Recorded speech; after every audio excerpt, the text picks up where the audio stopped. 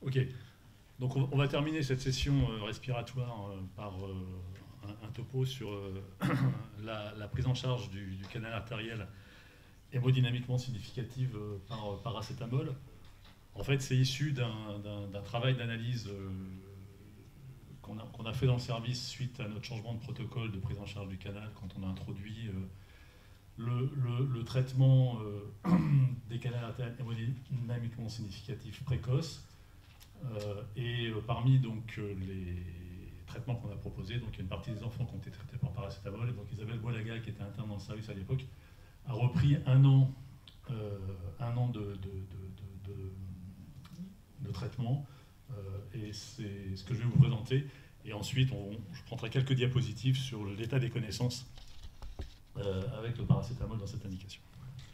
Donc, comme vous le savez, donc, le canal artériel est indispensable à la circulation fœtale. Les résistances pulmonaires sont élevées puisque les poumons vont fonctionner, et donc il dérive droit-gauche le sang vers la circulation systémique.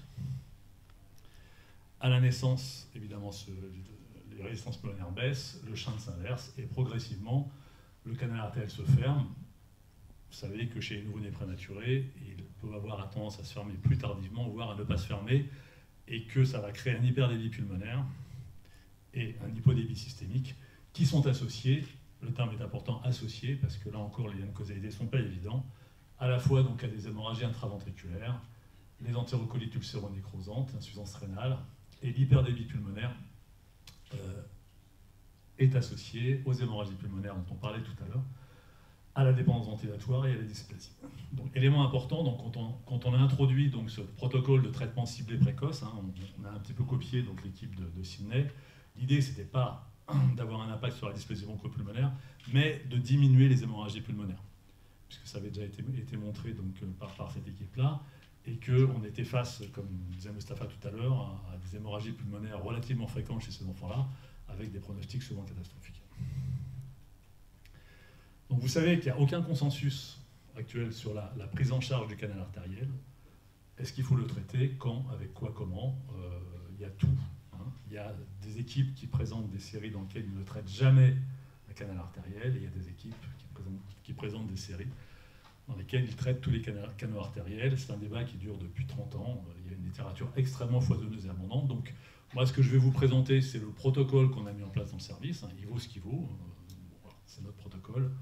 L'avantage, c'est qu'il est assez homogène. Donc, vous savez, donc, à partir de là, les propositions thérapeutiques sont simplement des soins conservateurs. Donc, on maintient une PPC qui peut augmenter les résistances vasculaires pulmonaires si on maintient une pression élevée et permettre de diminuer les shunts. On assure une oxygénation adaptée, bien sûr les soins habituels. Transfusion pour maintenir un taux d'hémoglobine qui permet d'avoir une viscosité sanguine qui peut aussi participer à la baisse du hyperdébit pulmonaire, et puis la restriction hydrique. Ça, c'est ce qui est proposé par certaines équipes. D'autres proposent un traitement médicamenteux, beaucoup d'équipes d'ailleurs, qui passent par les inhibiteurs des cyclooxygénases, indométacine, ibuprofène et paracétamol. Et puis, en première ligne, comme ça peut être proposé, mais de moins en moins, en deuxième ligne, un traitement invasif, qui est le plus souvent une ligature chirurgicale, dont on sait, sur les séries en général, qu'elle n'améliore pas forcément les patients.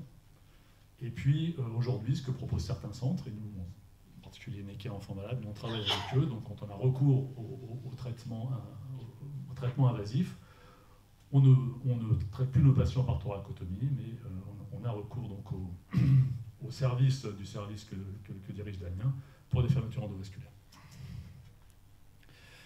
Donc le traitement médicamenteux repose sur l'inhibition de la synthèse des prostaglandines. Et comme on le disait tout à l'heure, les stéroïdes ont un effet en diminuant la transformation des phospholipides en acide arachidonique. Et ensuite, c'est la voie de la cyclooxygénase sur laquelle on va agir avec les anti-inflammatoires non stéroïdiens classiques, ibuprofène ou indométacine. Et sur la partie peroxydase de la cyclooxygénase, puisque ça en fait partie, le paracétamol, qui va donc agir sur cette partie avec, on le verra tout à l'heure, par ce biais, moins d'effet sur la vascularisation systémique et moins d'effet sur les fonctions plaquettaires. Donc une meilleure tolérance clinique. Donc, les objectifs du travail d'Isabelle, c'est de reprendre une année de traitement et d'évaluer, c'est pas une étude randomisée, c'est une étude sur dossier rétrospective, on a repris tous les dossiers d'une année en 2017, de comparer donc l'efficacité du traitement en première et deuxième ligne de l'ibuprofène et du paracétamol. Donc ce protocole concerne donc les enfants de moins de 28 semaines strictes et ou de moins de 1000 grammes de point de naissance, donc qui ont été hospitalisés pendant toute l'année 2017 dans le service. Donc notre protocole, donc on fait une échographie cardiaque avec Doppler précoce, entre 12 et 24 heures de vie chez tous ces enfants. Et si on a des critères, que je vous détaillerai après, échographiques de canal artériel significatif, on les traite. Soit par ibuprofène 3 jours, avec le schéma classique standard, 10-5-5, soit par paracétamol, avec des posologies sur lesquelles on rediscutera, 15 mg kg toutes les 6 heures, pendant 5 jours, s'il y a des contre-indications à l'ibuprofène.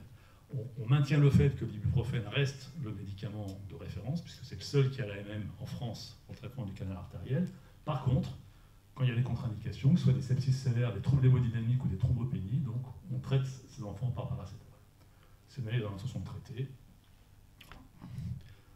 Donc, les critères échographiques qu'on recueille sont les critères classiques. Hein.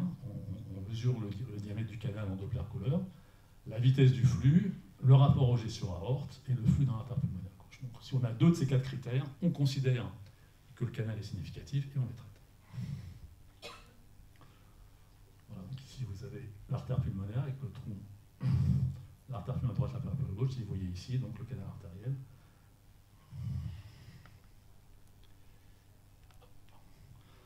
Donc, on a eu 51 enfants qui sont rentrés dans ce protocole en 2017, donc 36 ont été traités par ibuprofène en première ligne et 14 par paracétamol.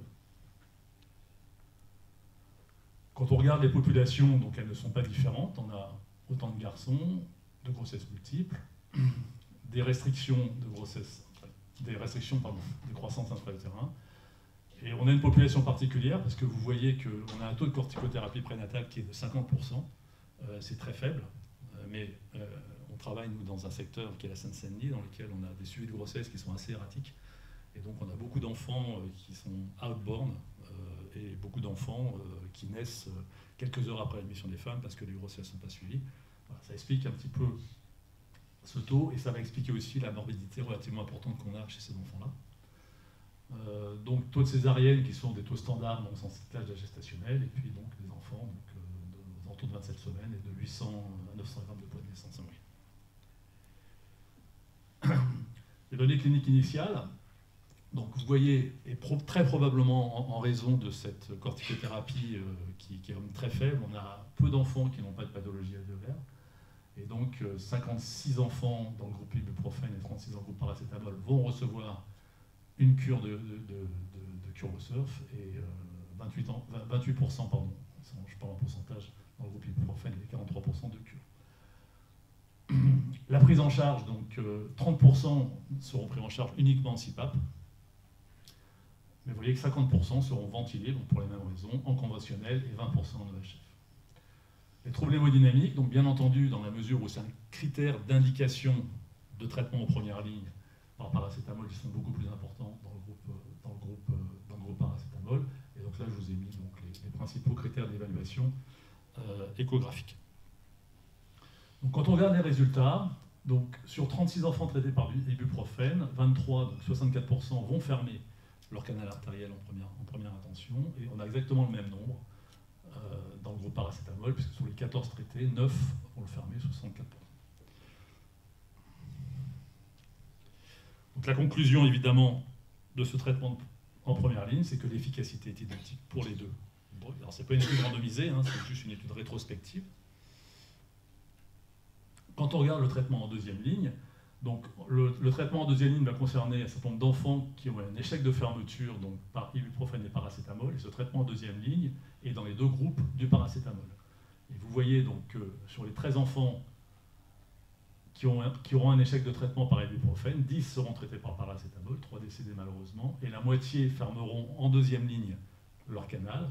De même, mais là on n'en a que 2, donc c'est difficile de pouvoir conclure quoi que ce soit, il y en a un sur les 2, donc aussi la moitié qui va fermer son canal. Et vous voyez que, in fine, donc 5 enfants auront une fermeture invasive par voie endovasculaire. Donc, quand on regarde un petit peu l'évolution globale, donc 45% des enfants de cette étude vont fermer leur canal artériel par l'ibuprofène, 30% par paracétamol, 14% par voie invasive, et 12% des enfants de cette cohorte sont décédés. L'évolution au-delà de ça, donc, première chose, mais ça on l'avait déjà analysé de façon rétrospective, on n'a pratiquement plus, avec cette stratégie donc, de prise en charge ciblée précoce, de traitement ciblé précoce, on n'a plus d'hémorragie pulmonaire. Et ça, c'est quand même un bénéfice important, comme le rappelait Mustapha. L'évolution est souvent compliquée, hein, pour les raisons que je vous ai dites, hein, c'est-à-dire des grossesses mal suivies, peu de corticothérapie prénatale, avec des taux de dysplasie à 36 semaines qui sont relativement conformes aux chiffres habituels.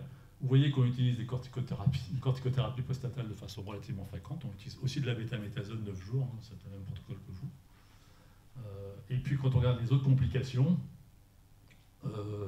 taux d'entérocolite qui là sort de façon significative, dont on ne peut pas dire grand-chose, sauf que les patients traités par paracétamol étaient plus graves, parce que je vous rappelle que les indications de traitement par paracétamol au début, c'est des patients avec troubles hémodynamiques, insuffisance rénale, thrombopénie, etc. Donc on peut imaginer, on peut supputer parce que ces patients étaient plus graves. Pardon, je reviens en arrière. Voilà. Donc en gros, pour l'évolution de ces enfants, et on a donc un taux de décès qui est aussi non significativement différent, avec une tendance dans le groupe paracétamol, probablement pour les mêmes raisons dont je vous parlais antérieurement. Alors, quelles sont les données de la littérature pour paracétamol? Donc je vous ai remis un petit peu là les premières études donc, qui étaient des études en fait observationnelles, donc avec des rapports d'expérience sur des traitements en cas d'échec et de traitement en cas d'échec ou de contre-indication de traitement par ibuprofène, ce sont des travaux rétrospectifs, des durées de traitement qui sont là, et des taux de fermeture qui étaient aux alentours de 50 à 70%. Et puis donc il y a eu en première intention, là encore quelques papiers ici publiés en 2015-2016, avec des traitements, donc des durées de traitement assez variables, hein, vous voyez de 1 jour à 6 jours, des taux de fermeture qui sont tout à fait intéressants. Un petit nombre de patients, et puis donc les études randomisées donc, qui ont été publiées de 2013 à 2016, qui, quand on comparait les taux de fermeture entre INS, le plus souvent indométacine, et ibuprofène, montraient des taux de fermeture équivalents. La méta-analyse de 2008, donc, comparant donc, la fermeture du canal artériel par paracétamol et inhibiteur de cyclooxygénase classique, indométacine et ibuprofène. Quand on regarde donc échec de fermeture première ligne, deuxième ligne, pas de différence entre entre paracétamol et inhibiteur classique des COX. Recours au traitement invasif pareil, donc moins de problèmes digestifs comme attendu avec le paracétamol, moins de saignements digestifs. Pas de différence en termes de décès, d'hémorragie pulmonaire, d'hémorragie intraventriculaire, même si vous voyez que pour toutes ces valeurs, il y a quand même une petite tendance en faveur du paracétamol. Le problème qui est posé sont les doses qui sont utilisées. Dans la plupart des études, les doses utilisées, qu'elles soient par voie orale ou par voie intraveineuse, sont des doses de 15 mg kg 6 heures pendant 3 à 6 jours.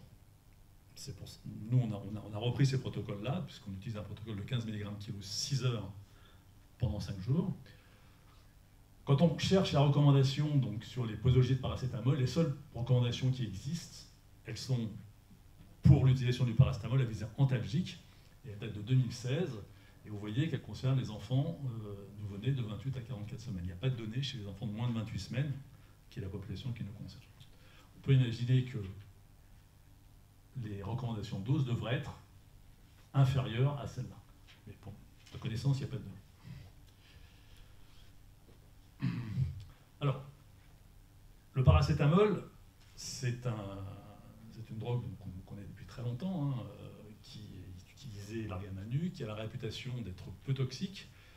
Mais vous savez donc qu'il y a un problème avec le paracétamol qui est potentiellement la toxicité hépatique, parce que le paracétamol a un métabolisme particulier. C'est-à-dire qu'une partie, très peu en fait, aux alentours de 15%, va être transformée par le cytochrome B450 en alkyl, et c'est cette substance-là qui est toxique pour le foie. Les autres voies de dégradation sont par glucuronisation et sulfation.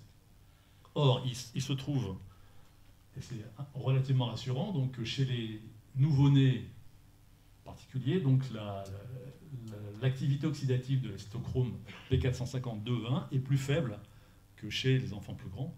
Donc on peut imaginer donc, que synthèse de NAB qui est moins importante et que l'hépatotoxicité donc, est moins importante. Plus embêtants sont les études animales et épidémiologiques sur le lien potentiel entre l'utilisation du paracétamol pendant la grossesse et l'augmentation du risque de troubles du spectre autistique chez nous. Vous savez qu'on observe depuis une dizaine d'années une augmentation très importante de ces troubles du spectre autistique chez les nouveau-nés et qu'il y a tas d'hypothèses qui sont actuellement formulées. Donc on teste évidemment beaucoup de choses et donc il y a une ou deux études donc qui sont des études épidémiologiques qui ont établi un lien entre la prise de paracétamol pendant la grossesse et le risque de TSA chez les enfants. Alors, pour finir sur les doses, donc, ce papier de 2018 donc, qui utilisait donc, un protocole de paracétamol oral, donc 15 mg kg 6 jours per os pendant 3 jours, et ils ont fait des dosages donc, de paracétamol sanguin 4 heures après la 8e dose, et ils ont montré donc, que les taux qui étaient obtenus étaient des taux inférieurs au taux toxique, puisqu'on considère qu'en dessous de 50 à 70 mg par litre, il y a très peu de risque ou pas de risque de toxicité du paracétamol. Ce qui est aussi intéressant, c'est que vous voyez que ceux qui ont fermé leur canal artériel sont ceux qui avaient un taux sérique supérieur à 20 mg par litre, que les autres avaient un taux inférieur. Mais ceci est tout à fait corrélé à autre chose, qui est l'âge de traitement, puisque vous voyez que ceux qui n'ont pas fermé leur canal artériel sont ceux qui ont reçu un traitement tardif.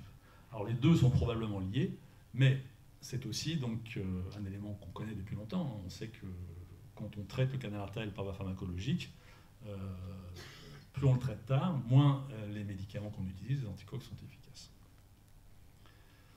Donc en résumé, donc, ce qu'on peut dire de ces données, alors, qui sont éminemment critiquables bien entendu, et des données actuelles de la littérature, c'est que le paracétamol est aussi efficace que l'ibuprofène pour fermer le canal artériel hémodynamiquement significatif de nouveau-nés prématurés. Que sur cette étude rétrospective, bon, il y avait très peu de patients, donc on ne peut pas en dire grand-chose, on n'a pas retrouvé de facteurs prédictifs de non-fermeture, et que sur les critères qu'on a analysés, donc on n'a pas de différence significative en dehors d'une augmentation du risque d'entérocolites, mais qui est peut-être conjoncturelle, peut-être aussi liée au fait que les populations n'étaient pas forcément comparables. Donc la morbimortalité des nouveau-nés traités est semblable, quelle que soit la molécule utilisée.